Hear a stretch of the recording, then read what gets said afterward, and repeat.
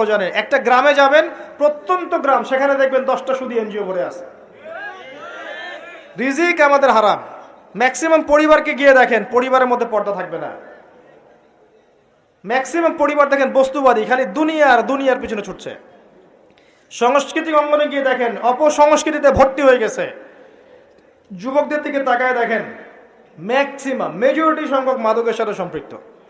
আপনি দেখবেন হয় মাদক, নাহলে গার্লফ্রেন্ড, নাহলে হয়তো গেমস অ্যান্ড স্পোর্টস, নাহলে দেখবেন আপনি যে মুভিজ দেখছেন, পর্নোগ্রাফি দেখছেন, হয়তো আড্ডাবাজি করে, গুন্ডা মাস্তানি করে সময় নষ্ট করছে। কোনো জীবনের কোনো উদ্দেশ্যই নাই।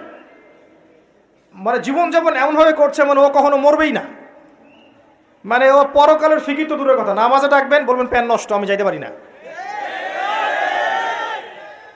ইল্লা মাশাআল্লাহ, এর বাইরে আল্লাহ পাক কিছু মানুষকে তৈরি করেছেন, করবেন এবং করছেন, যাদের জীবনের উদ্দেশ্য জান্নাত, যারা তাওহীদের সাথে শিরককে আপোস করবে না।